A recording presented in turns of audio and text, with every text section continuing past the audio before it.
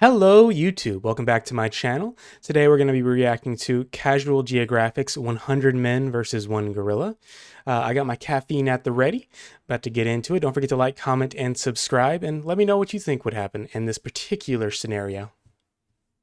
100 Men versus 1 Gorilla is just the newest online debate brought to you by people that have way too much time on their hands. And I'm no better, because here I am making a video about it. Because it's quickly gone from silly Twitter talk to what has to be a massive joke that I'm not in on. What's clear is one side is getting drastically overrated, while people obviously aren't taking the other side seriously. Plus, I love animals and arguments, so if you're looking for a video to eat your lunch with, or to be the soundtrack of your commute home, I'm going to break down the question you probably didn't care about in the first place. And by the end, but it's you'll always wonder fun to how think this about. was ever even a question. So here's the full truth of whether 100 unarmed men could beat one prime silverback gorilla. But first, we gotta understand what force of nature we're up against. Now, I do have a couple recent videos on gorillas, so to not repeat myself too much, I do advise that you check those out for further context. But basically, everything we thought about gorillas back in the day was wrong. They're giant, non-violent, fart-happy pacifists, and the most dangerous thing about them is they can misunderstand regular human actions as an act of war. So while, yeah, if you smile at a silverback, I think that people kind of attach the actions of chimpanzees to the actions of gorillas, which is weird.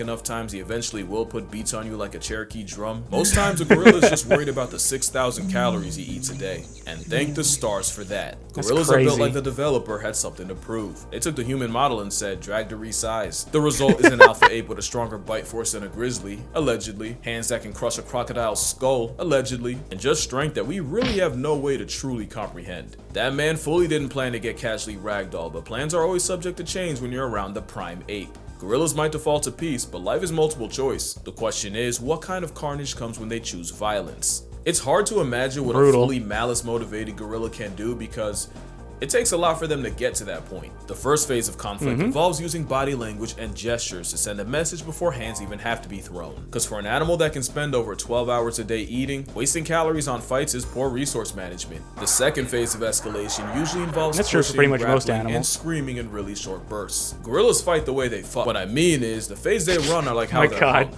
Not long at all. Because again, most times gorillas don't actually want to fight. But what about when they do?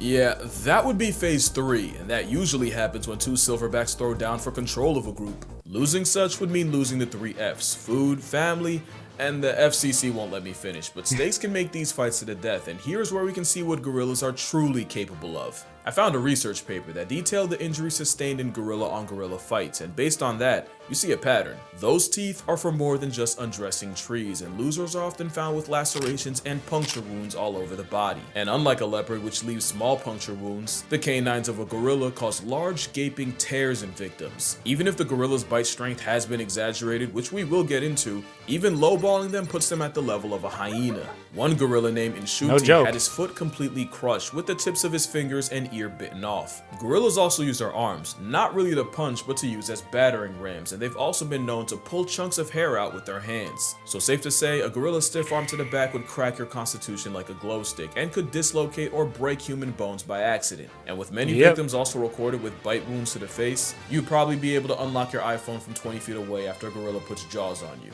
So what chance would it's like being shoulder checked by Brian Shaw an army of humans have against a 500-pound berserker? Well, hot take, gorillas have been drastically overrated in many ways. First, as fighters. Gorillas aren't efficient fighters, they're more physical brawlers and grapplers, and with everything I've said, most fights last anywhere from a couple seconds to 1 to 2 minutes at the most. Also, as strong as gorillas are, their strength has been overrated. There are some animals that just get more and more OP the more people talk about them. Chimps have been said to have the strength of 8 men when really it's closer to 1.5. It's just that they're stronger in all the ways that can kill you. And grizzly bears are already big enough, but then you got people claiming they could decapitate a full-grown moose with one swipe. Now, what idiot would say that? And this debate has people swearing a gorilla would rip a whole man in half like a phone book with nary a sweat. I knew the gorilla propaganda peaked when this was an actual debate. Dr. Strange there was no chance for it in that case. You won't find one where if you know how capable a grizz is, primate can do anything to a full-strength grizzly bear taking him seriously. Especially since there's a much smaller predator known to give gorillas problems. Gorillas have been documented getting preyed on by African leopards. Even with jungle leopards being bulkier due to less competition, that's still an at most 180-pound cat past tensing Optimus Prime. Now let me be fair, these are rare and leopards usually go for hoofed animals, wild pigs, and monkeys. Gorillas are actually too big and too social to be a regular on the grocery list, so it sounds like my whole point is trash. But that same paper listing gorilla on gorilla violence also showed the aftermath of leopard attacks. In those reports, all leopard victims took bite wounds to the head and most of the arms, with lacerations localized about the neck and claw marks on the trunk. So even though it is rare and a one-on-one between a silverback and a leopard might murk both, if a gorilla can struggle with less than 200 pounds of predator, a 900-pound duratio would give Harambe a bunkmate. Also, against 100 men, there are some very real issues that could be game over for the gorilla. The big one is endurance. Gorillas are dangerously close to being hot girl fit. They're best using explosive bursts of energy, not sustained strain over a long period of time, and a fight against 100 humans would likely last hours. Which is really bad considering compared to us, gorillas have poor temperature control. Gorillas don't have as many sweat glands as humans, and if we're talking about mountain gorillas, the thick fur would make it a 1-on-1 versus 1. The men, and the risk of heat stroke. That is if the ape doesn't just have a heart attack. Cardiovascular disease is the leading cause of death in gorillas in zoos, and 70% of male gorillas in zoos I did not know suffer that. from heart disease that'll pass tense them prematurely. Now that might just apply to zoo gorillas, but it's still a factor. Another is the very temperament of the gorilla is highly non-confrontational. They're more likely to run away than run a fade. But most importantly, the brawling, grappling build is not a good combat style against multiple enemies. We know that cause there's another African predator that's been giving gorillas hell, and you may not have even realized it. And it's weird because for a while, gorillas and chimpanzees seem like they were on good terms. They've been recorded foraging together, and they'll even have their version of primate playdates. That all changed when the chimps started chimping. A couple years ago in Luongo National Park, scientists witnessed a gang of 18 chimps jump a gorilla family of 5. That's 3 females, 1 baby, and a silverback. The turf war lasted an hour, and even with the silverback apparently testing ragdoll physics, throwing chimps in the air, and even managing to injure 3.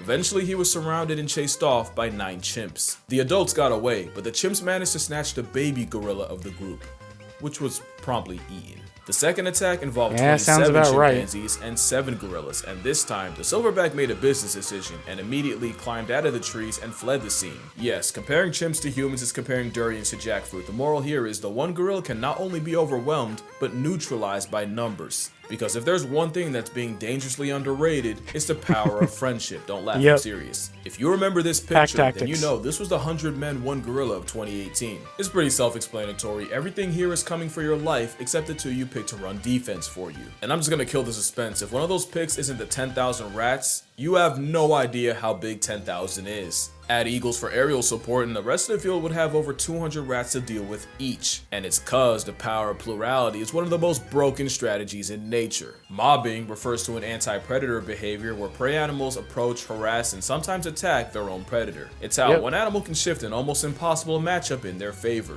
One hyena to a lion is a chew toy. Add 20 and it's a life lesson. Pilot whales have been on record chasing orcas out of high competition areas and even actively following the sounds of orca hunts. There's plenty of examples of weaponized unity in nature, but probably my favorite case of what's akin to a mob happens off the coast of South Africa, where fur seals have to risk their spot on the census every time they check the fridge, because the seals can't go out for groceries without the chance of running into the biggest predatory fish on earth. Every year, great white sharks will gather around fur seal nurseries and snatch any inexperienced pups. The problem is so many sharks show up that a seal can dodge one great white right into the jaws of another. You've seen this movie before, but there's an alternate ending.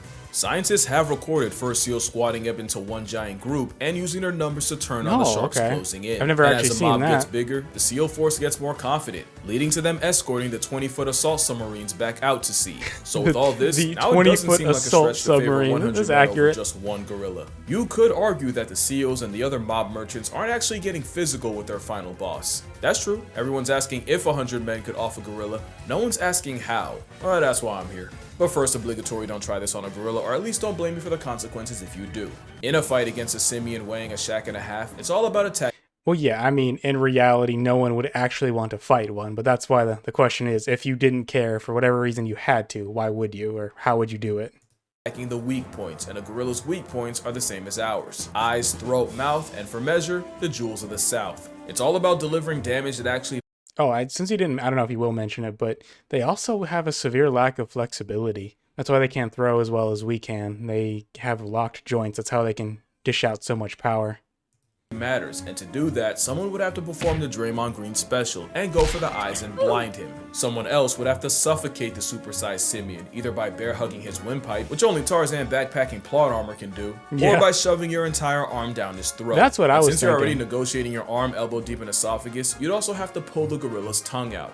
I call that the leopard method, because a 73-year-old once soloed an attacking leopard by reaching into its mouth and ripping out the leopard's liquor. And speaking of grab and pull, someone would have to be elected to perform Draymond's final smash and go for the gorilla's unmentionables. Yeah. Hey, don't judge. This is war. The rest would have to use their combined strength. That's also what I was primate thinking. Down, with the remainder delivering kicks to the gorilla's flank, the most powerful natural attack to the gorilla's most vulnerable area. That would probably be the best way to chip away at a gorilla. One problem though, this is still a gorilla we're talking about. Even with everything I said about their strength being overrated, a gorilla fighting for its life would show you destruction like you've never seen. Oh yeah, there's gonna be people, doesn't matter how many dying, men, the method, regardless. or the facet. For those first few, their only outcome is a closed casket. Even if numbers eventually win, those first dozen or so men would be horrifically maimed, mutilated, or straight up murked. You can argue that if I can mention that 100 men running over the hill would intimidate even a gorilla, witnessing men getting mauled and disfigured would inflict psychological damage. There's an argument that witnessing the sheer carnage would weaken the resolve of the others, destabilizing the army.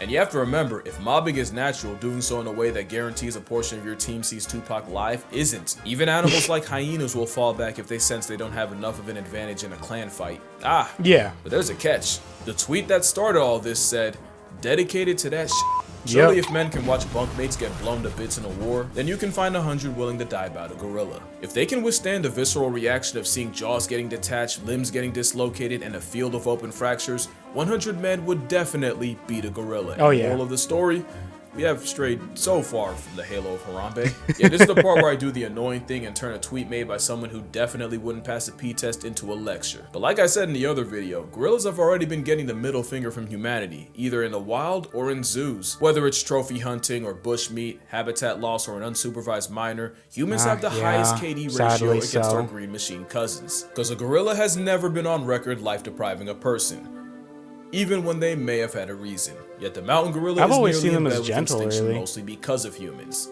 But not all humans. Some dedicate their entire lives to the welfare of this giga ape, which is why I will be donating to Virunga National Park. Not only do they treat and protect the gorillas there as family, they often have to risk their lives regularly going against poachers. That and the fact that I made a video detailing how to murk an endangered... If you've never seen, because that reminded me, if you've never seen the actual lengths they have to go to keep poachers off of their land, it's nuts. They have full military operations to pull it off.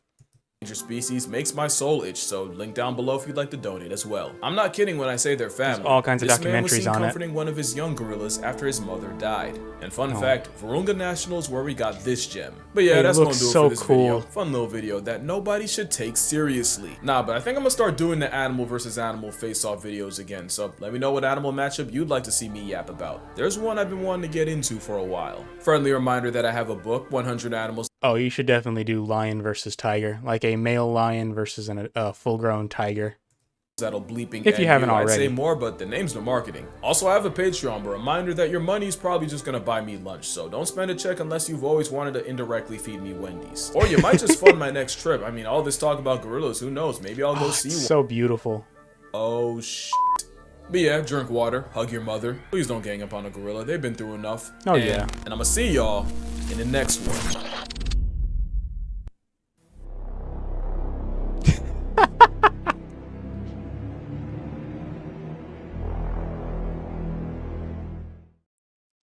Oh, I guess that's it.